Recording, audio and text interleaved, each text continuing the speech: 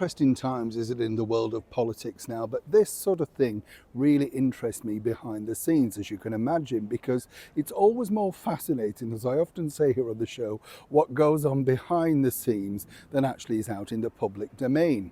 If you think about rivals in the past, many people of course think about the wonderful rivalry between the Hollywood stars that was Bette Davis and Joan Crawford when they starred together, albeit for one movie, could have been two, but originally in Whatever Happened to Baby Jane. Then sadly Bette managed to railroad Joan off, Hush Hush Sweet Charlotte. And then of course we saw those acted play out things, didn't we, in the super soaps of the 80s, Dallas Dynasty, Falcon Crest, Crystal and Alexis. Were they always acting though? I was never really sure.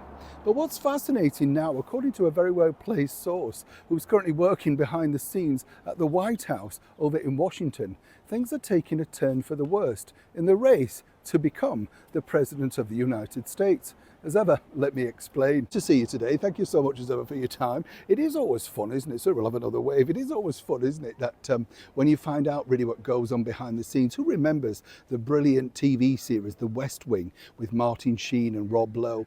And over here, of course, we had House of Cards, which really did show what went on behind the scenes of 10 Downing Street. I know there was the Kevin Spacey version, but I do believe the British version was far more sinister. No offence, Mr. Spacey, but you know what I mean? It was just a lot more how you now know it to be, working in those corridors of power. And as you can imagine, as the Americans race towards a new president come November, well, apparently behind the scenes, things have taken a turn for the worse for Kamala Harris. And in this particular instance, it's not the 45th president of the United States of America, Donald J. Trump. No, but apparently this blonde. That's right, Jill Biden, or Dr. Jill, as she insists on being called. You see, what's fascinating behind the scenes, according to this very well-placed source, is while they're all smiling with their new veneers and making sure that they look that they're all together and on the same hymn sheet, apparently the one's friendship has now gone to dust.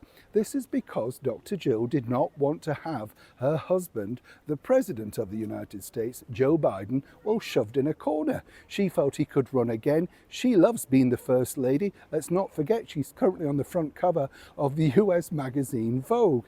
You understand, she enjoyed this role. Now, according to that source, and they will deny this, but this is excellent stuff, apparently they're not allowed to even mention each other's name in each other's presence, don't want to see any pictures, news reports, etc. But behind the scenes, according to that very well-placed source, Kamala is basically keeping Jill out of the limelight and doesn't want the public to be reminded of Joe. Well, that's going to be hard given his back catalogue, of course. But for now, it's going to be interesting to see how this plays out. And one suspects that Jill will be writing the next book, and no doubt will be delving deep into the history, the relationship, and the background to the VP Camilla. Moving forward though, apparently they're still planning to be very active in the remaining months that Joe will be president, and possibly Kamala Harris taking over. That is, of course, unless the other beast in the room, Mr. Trump, actually surges forward. Now, you can't rule this out, and it's simply better than a soap opera. I'm sure you'll all agree. Neil Sean in the very heart of London.